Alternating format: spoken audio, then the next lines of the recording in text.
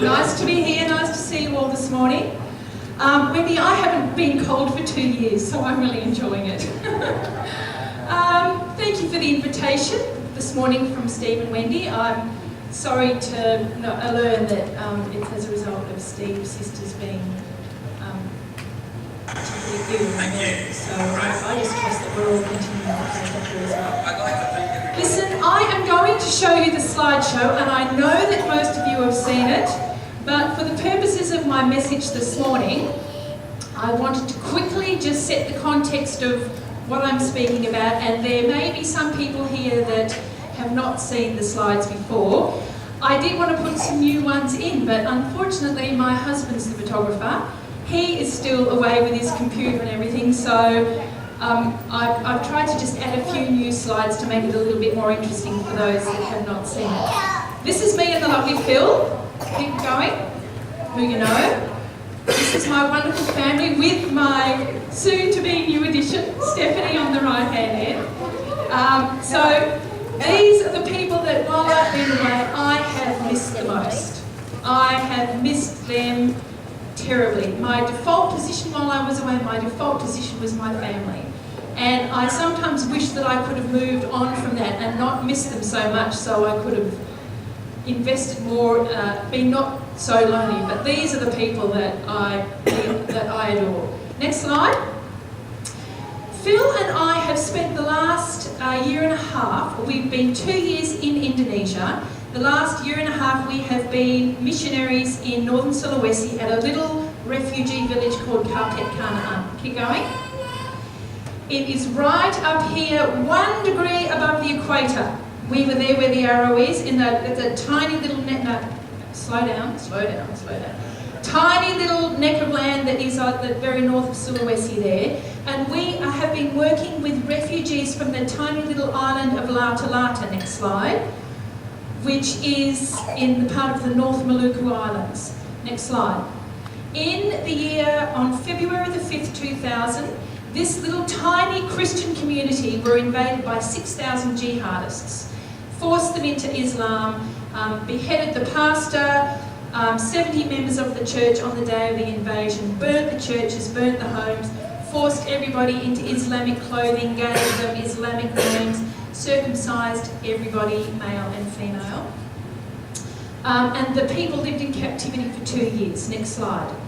They began to escape, and then this man up here on the left, Dr. Jeff Hammond, is an Australian missionary in Indonesia for 40 years. He heard about these people and was really touched with compassion for them and sought to purchase this piece of land in Northern Sulawesi and invite them to make it their homeland. He raised the finances to build 70 homes, a church and a school, and he said to the people of Lata, you can come and make this your homeland. And there's Phil with the little village of Karpet Kanaan behind him there. And that's where we now are. Next slide. We had a beautiful guest house, Ned and Roz, didn't we? Ned and Roz came to visit us. It is a paradise. On my Facebook the other day, a little picture came up, and it was the picture of a house, a little sort of bungalow built on the beach, and the caption said something like, I just want to leave society behind, live on the beach and hear the sound of the waves crashing every night. Hello, I've done it for 1.5 years. And it is very nice. This was our private beach, that's our view, that's our house there, and it was a paradise. However, next slide, there were some difficulties that we faced. It was exceptionally hot. Hot. 24 hours a day, 365 days a week. We had no electricity. So the only electricity we had was when we ran our little generator for a couple of hours each night to run the fan and to watch a movie each night for entertainment. There's me washing the clothes by hand up there in the top left, and you can't really see, the other pest was the rats. And you can't see that bottom picture very well, but that's my haul of, I think it was 5 rats in one night and the rat trap. And unfortunately our rat traps up there didn't kill, so in the morning I would have to go out and hit them over the head with a wriggling Rats hit them over the head with a shoe and then stick them in the incinerator. The insects. Oh, is there anybody else here that the insects, you're like a potato chip for an insect, one bite's never enough? Oh, honestly, I'm one of those people that just, when mosquito, I'm just a magnet. I'm a magnet for insect bites and I react to them, so I was constantly covered in bites. If you need a cure for insect bites or mosquito bites, come and see me. I know every cure imaginable. Some of them work better than others. So the conditions were very difficult. We had intermittent running water. Often our schedule was interrupted because there was no water. Next slide. This is the village. This is the little community of Kapet Kanaan. Very simple, very, very basic. Next slide. There are the little kids. We go up there most afternoons and everybody'd love to see us. Keep going. Keep going. You've seen most of these. I was teaching English, which I know that you know, so we'll just keep flicking through these. Kids loved it. They just loved coming up to my class. Keep going, keep going, keep going. Keep going. You've seen all of these. This, I think you've seen this as well. This was the Christmas concert at the end of the year.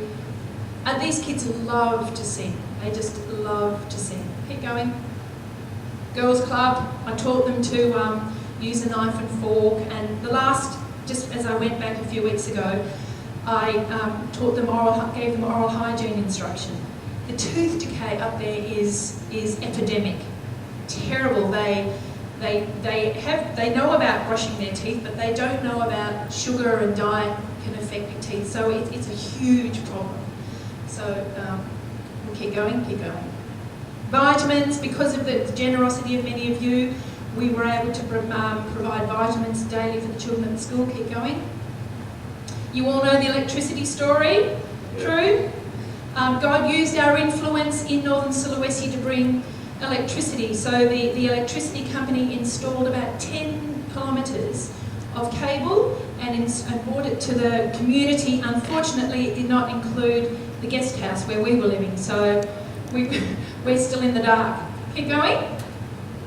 I think I told you this story as well, and I'll mention this a little bit again, that I met a wealthy not a wealthy Indonesian businessman, a billionaire Indonesian businessman who is also a philanthropist. He asked me what I was doing. I told him the story, and he made provisions for the children, but we'll talk a little bit more about that in a moment. Keep going. The last day that I was there, the day before I left to come home, the children had their monthly visit to the Sunday school in Manado, and at the end of the service I said, who wants to come to KFC with me? And that's all their hands up. So I took all 30 of them to KFC for lunch. That was pretty fun. Keep going.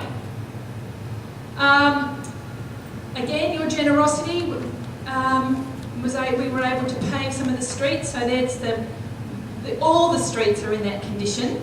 There is one paved street now in Kapet Kanaan, and there it is there. They're very proud of their paved street. Keep going. And also, the nutrition is a problem. They know they want to keep full, so they eat lots of rice and that sort of thing, but they don't understand nutrition.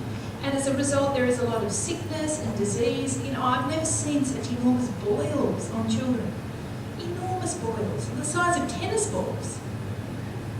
And so Phil has been investing a lot of his time in the last 12 months, I would say, in trying to grow fruit and vegetables that will grow in these conditions. The farming conditions are very poor, so he's been trying to find things that will grow in those conditions. And also they built this little pond for some freshwater fish, some catfish. And so they filled it with catfish. Somebody is now running it as a little business. It's doing very well, and they've got, if they need some fish, they come down. Each fish I think is about 50 cents.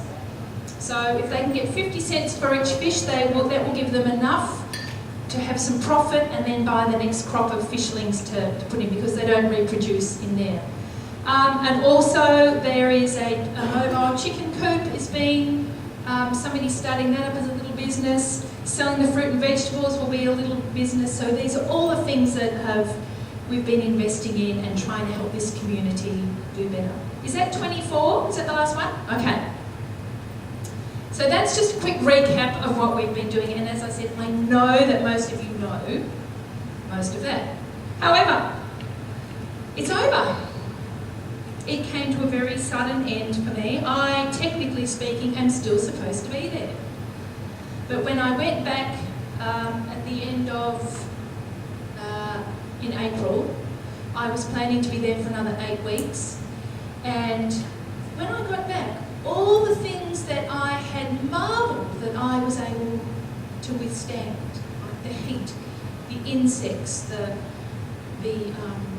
lack of electricity, the difficult conditions, all of those things that I had been able to withstand, I'm thinking, wow, how come I can do this? I couldn't do it anymore. It was just too hard.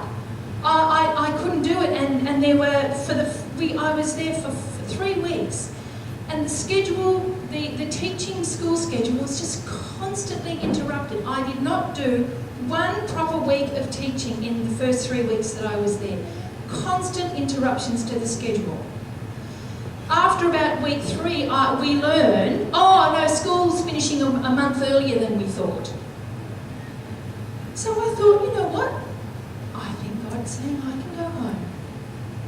To me, it just seemed loud and clear. The grace was no longer there to endure the circumstances. The schedule was constantly being interrupted, and I just felt loud and clear, you can go home now. So within 2 weeks of that moment, I was back home. And it was like, whoa, you know, what just happened? What just happened? It's over. It's finished. The last 2 years of being a missionary in Indonesia, it's finished. And I have had to spend a lot of time processing what just happened. What has the last 2 years been all about?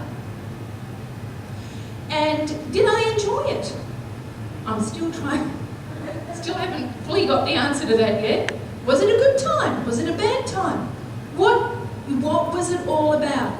And as I thought about that and have been trying to process that question, I have been reminded of Moses.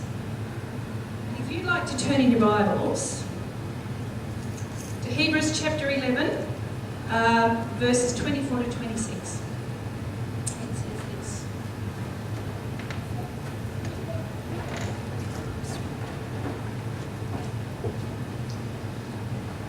By faith, Moses, when he had grown up, refused to be known as the son of Pharaoh's daughter.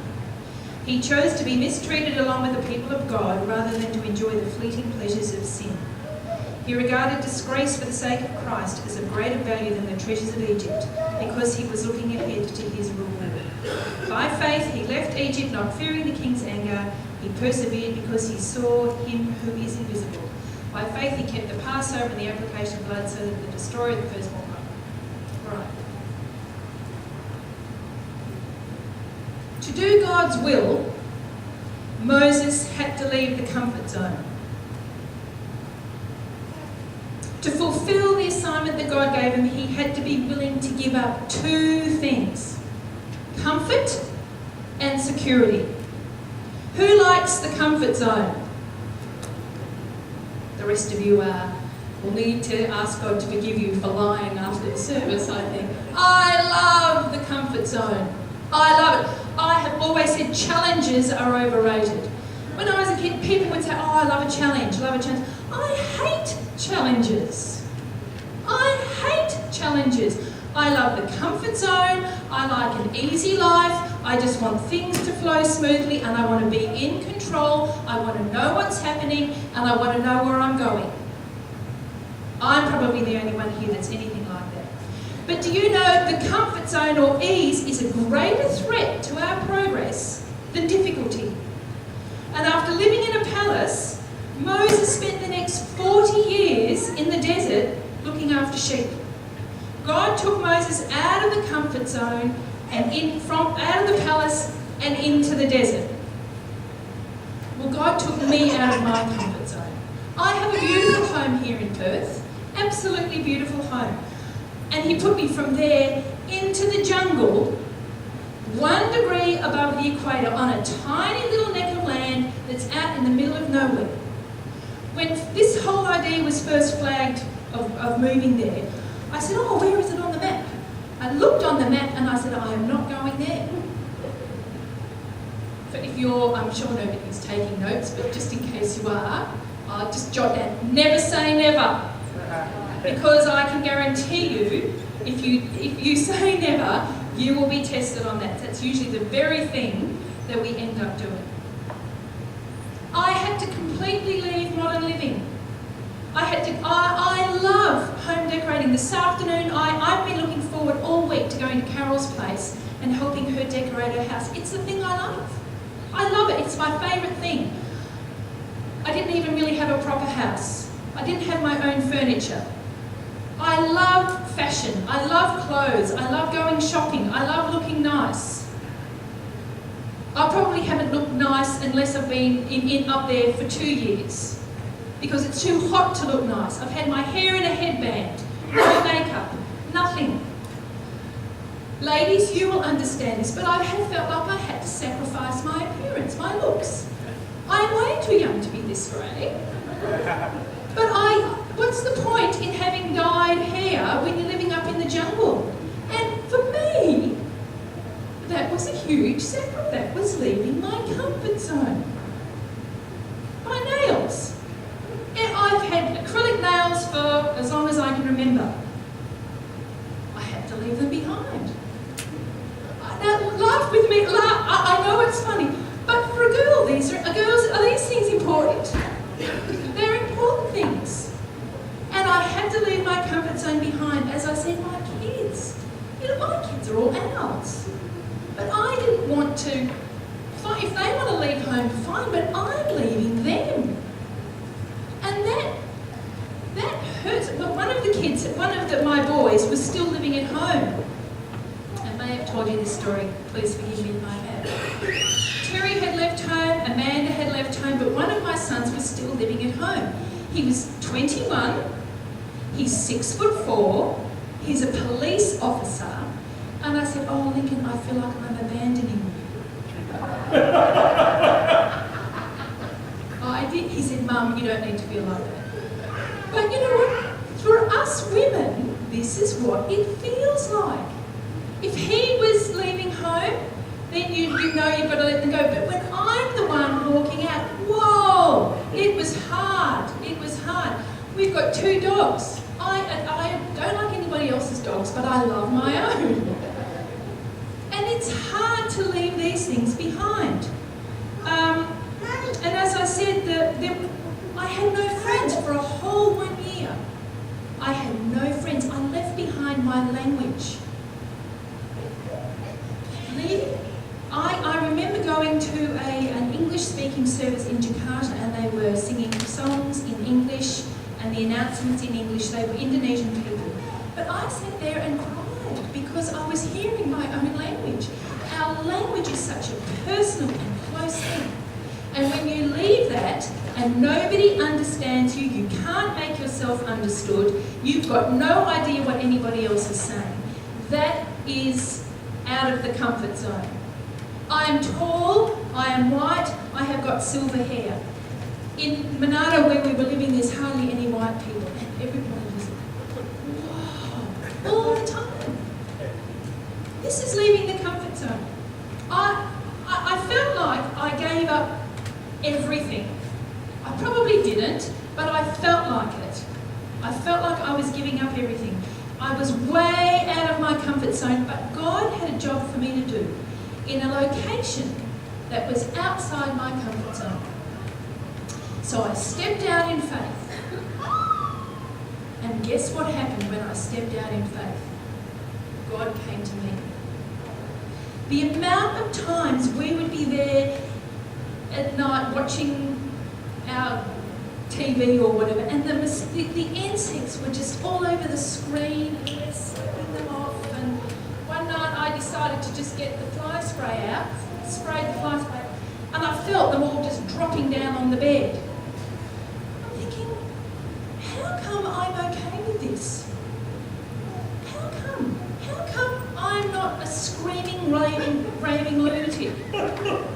One night, a mosquito went into my ear and it's buzzing. It feels like it's in my brain. So we have to turn off all the lights and get the torch from my phone, shine it in my ear to get the jolly thing out, and while that's happening, another one's flying into my eyes. I'm thinking, how come I'm okay with this? How come I'm okay with drinking warm water all the time? How come I'm okay being constantly sweaty? You have a shower and you don't feel any different after you've had a shower than when you get in. There you go. Yes. How come I'm okay with this? How come I'm okay cooking my meals in a grotty, disgusting kitchen downstairs where everybody's frying everything? How come I'm okay with all of that? The grace of God is how come. Yeah. You can do anything. If God calls you to do something, you can do anything. Seriously, you can do anything if God is calling you to do it and His grace is upon you. As I said, I got back last time and the grace had lifted. I couldn't do it anymore.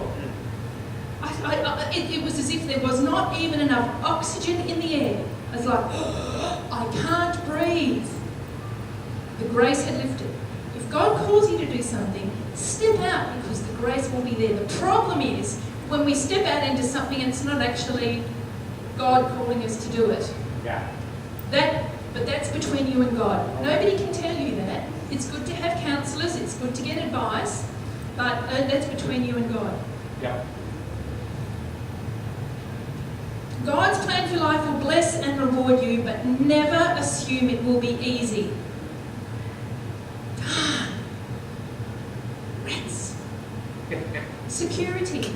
I left the comfort zone and I also had to leave security behind. Moses had to leave security behind as well. When God called Moses in Midian to return to Egypt, he had many doubts and questions. Who am I that I should go? What shall I say to them? Suppose they'll not believe me. I am slow of speech. And finally he said to God, send someone else. That is exactly what I did. Have you put the slides back up again? That is exactly what I was like. I carried on like an absolute pork chop. One night I had a dream, there were 2 sets of footprints, and I said to the Lord, how come in the difficult times? Who knows that? Yeah. Okay. Well, you see, 1 set of footprints is where I carried you.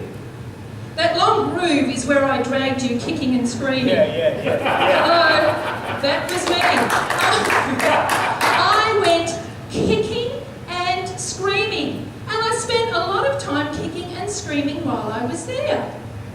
When Phil said, this is what we're going to do, I said, well, I don't want to go. Oh, no, you'll be right. I don't speak Indonesian. Oh, well, that's all right, you can learn. Well, where are we going to live? Oh, no idea, actually. That will sort itself out. How long will we be there? Oh, how long is a piece of string? Don't worry about that. Let's just step out. And I said, I don't want to go. No, we'll be right. You'll be right. I said, you're not hearing me. Read my lips. I do not want to go. I didn't. And when I shared this message in Indonesia, I had to apologise to the people that it's not that I don't want to go to Indonesia, I just don't want to go, I don't want to leave. There was no security. My husband was asking me, oh, here, hold my hand and jump off this cliff with me, we'll be fine. Well, women generally speaking, aren't as adventurous as men. Women like to know, well, what's the postcode of where we'll be living? And if you've got what are the schools like? And is there a supermarket there? And can I get light milk? Or, all these things. Women, we want to know those things. Unless you're the kind of woman that loves an adventure, which I'm not. I'm not an adventurous person. I'm not adventurous. For him, it was a huge adventure. Ooh. For me, it was absolutely terrifying. Fortunately, with Moses, God wouldn't take no for an answer, and he finally did the thing that works when you're uncertain about the future. He obeyed God. He entrusted the details of future to God. I had to do likewise. I realised that the only reason I didn't want want to go was that I didn't want to go. Yes. I had no other reason.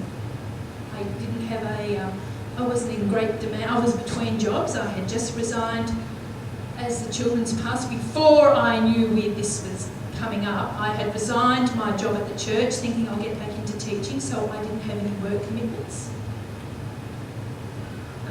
The kids were all grown up, didn't need us. Nobody was married, no grandchildren, nothing like that to keep me home. So really, it was the perfect window of opportunity to go and fulfill Phil's dream.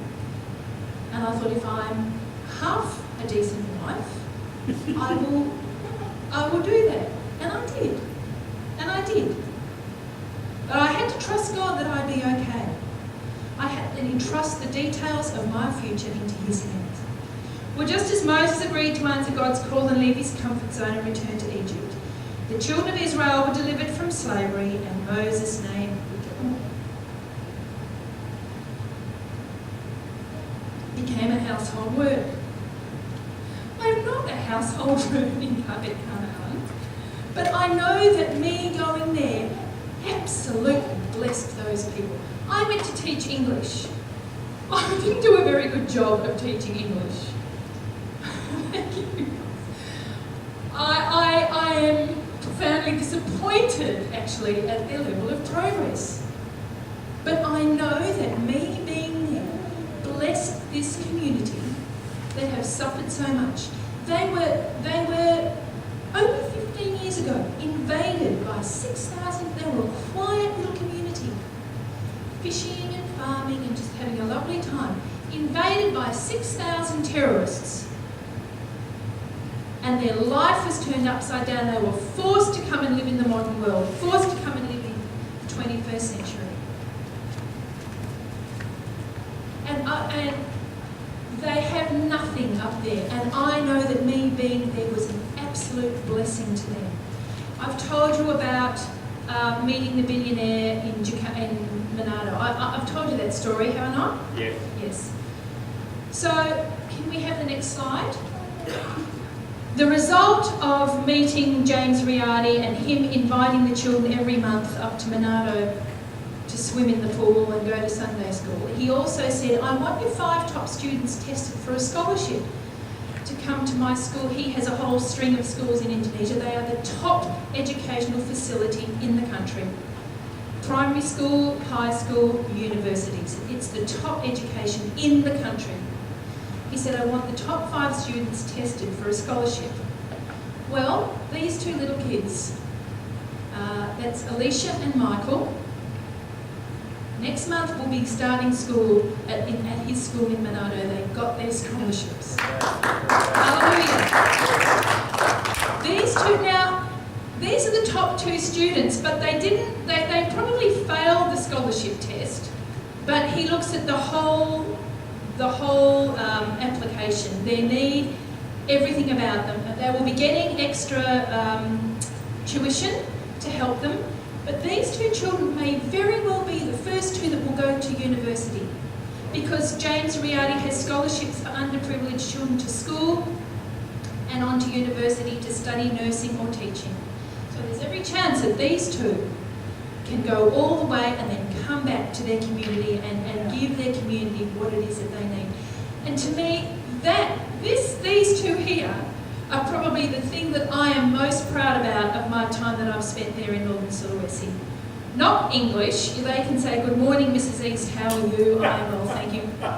Big deal. Anybody can teach them that. But the influence that I was able to bring this about has been probably the most significant thing.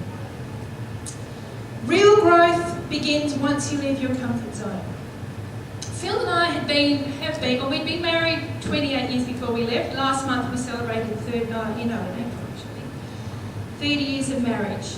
And 30 years, we were getting on all right, but I was a little bit nervous about going and living in isolation when there's nobody else to rely on. That's a little bit nerve-wracking. And I have my husband's permission to share this side of the story.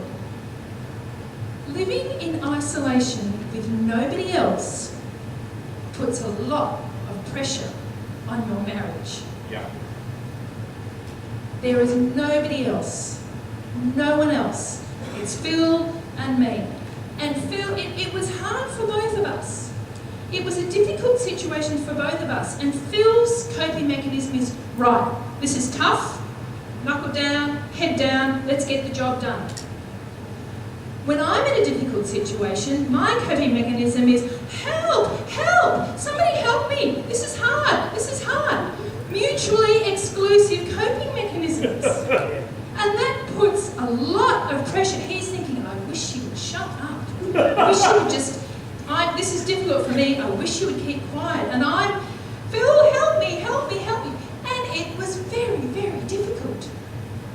It was very difficult. It put a lot of pressure on us. And at times I wondered, goodness me, hopefully this 2 years in Indonesia is not going to become too much great cost. But do you know what? That forced us to get down and talk about issues that we have never fully addressed before. Yeah, amen. And although it put a lot of pressure and it was very difficult at times, we are now in a better place relationally, more honest with each other. Phil even used these words. He said, we have a more authentic marriage now.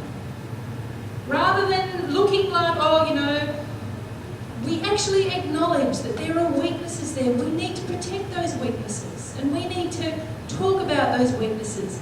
And we are now, our marriage is in a much better place than it was 2 years ago. But we had to work at that. So that being in that difficult place, being out of our comfort zone, leaving our security behind and being in a difficult place made our marriage a much better place to be. Staying in your comfort zone will rob you of your greatest moments and memories. I never had stories to tell before. I had, when I was 16, I went to Europe. End of story. No, I was a pretty boring person. I have now got 2 years worth of stories, all kinds of stories of living in the jungle, living with a group of, primitive people. They're not primitive as in dressing, but they acknowledge themselves. I've got some stories to tell. I am a much enlarged person as a result of my experience.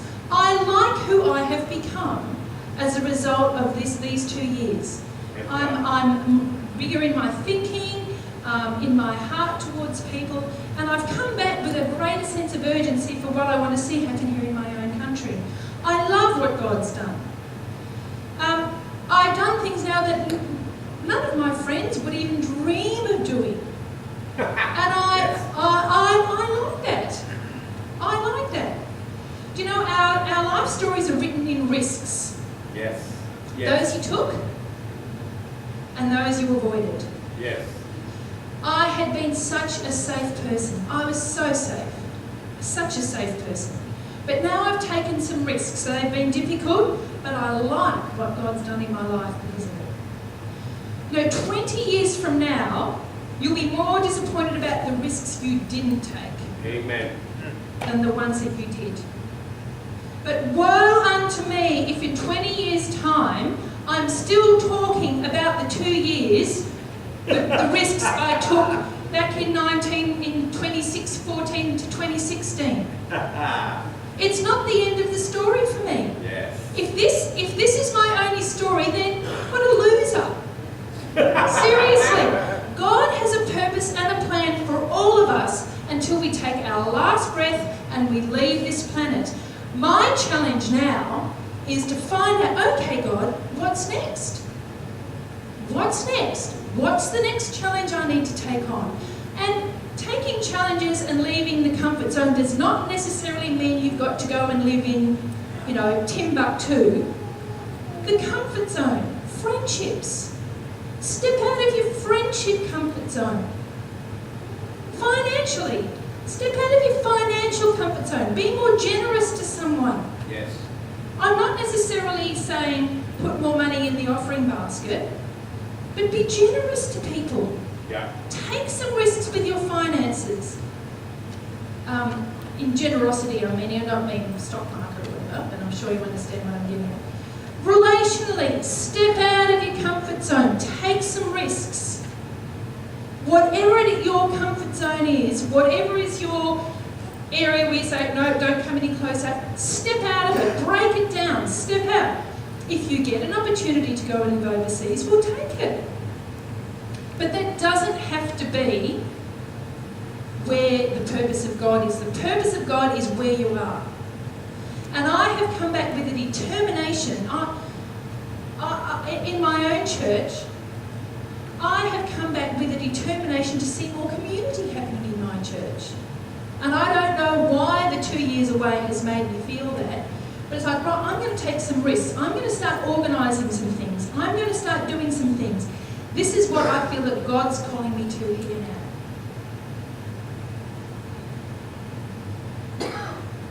The job that I thought I was coming back to fell through. At Christmas time I was offered a job and I thought, this is amazing. God's just opening the doors and I'll come back and I've got to... It's fallen through. My security, gone. But I know that God will provide. That's right. Isaiah 42 verse 16 says, I will lead the blind by ways they have not known. Along unfamiliar paths I will guide them. I will turn the darkness into light before them and make the rough places smooth. These things I will do, I will not forsake them. The comfort zone and security. I've got a little poem from, remember my little devotional book that I always bring with me? 2 Corinthians chapter 1 verses 8 to 9 says, I was crushed so much that I despaired even of life. But that was to make me rely not on myself, but on God who raises the dead. When we leave our comfort zone and security, we are forced into a place where we have to rely on God. He raises the dead. He can meet your need. Pressed out of measure and pressed to all length. Pressed so intensely it seems beyond strength. Pressed in the body and pressed in the soul. Pressed in the mind till the dark surges roll. Pressure by foes and pressure from friends. Pressure on pressure till life nearly ends. Pressed into knowing no helper but God. Pressed into loving the staff and the rod.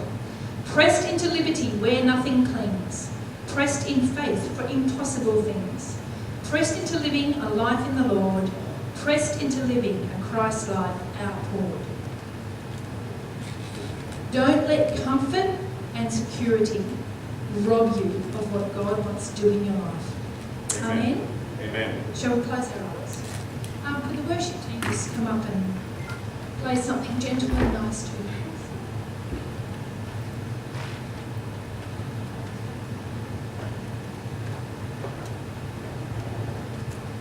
Heavenly Father, I thank you for your Holy Spirit and the grace that you give us to do the impossible things. I thank you that you go before us in every area of life. As we trust you, go before us and prepare the way and make the way. You make the paths steady for us to walk on, Lord. And even when the way seems unclear, you are there with us. You hold our right hand. You hold our hand. You guide us and you lead us. And Father, this morning as we've looked at the life of Moses, who was willing and prepared to leave the comfort zone, the security of the palace, the comfort of the palace and the security of his family in Midian to go back. As we've looked at his life and been challenged in areas where we need to lay aside comfort and security, I pray that you would speak to the heart of each person that is here this morning, Lord. Show them the area of life where you want to get in, where you want them to lay those things down and step out in faith. Be willing to step out. Lay aside the fear. Lay aside uncertainty. And trust you. And Lord, I just pray also for those that don't know you here this morning. If there is anybody in the room this morning that doesn't know Jesus, you've not yet taken that first step of faith. Perhaps you're in the comfort zone this morning of just coming to church and dabbling at the edge of Christianity, and you're thinking, oh gosh, I don't know if it's what I really want to do. Is it right? Take the step of faith. Leave the comfort zone of where you are and step into the comforting and loving arms of Jesus. Jesus loves us. He died for us. Jesus said, I am the way, the truth, and the life. No man comes to the Father but by me. If you want to know God, you need to know Jesus. Jesus has made the way for us to know God. And if there is anybody here this morning and you would like to know God, you would like to meet Jesus, find out how Jesus can bring you into the arms of the Father, you could raise your hand now and I would be more than happy to pray for you. And I see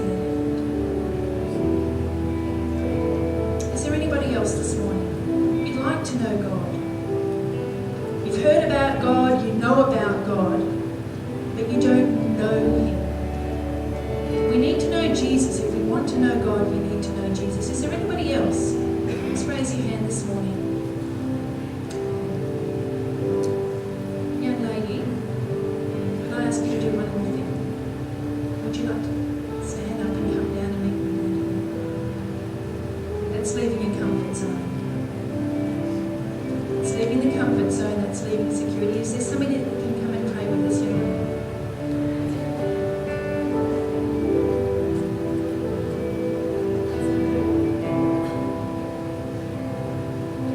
Thank you. Let's stand this morning.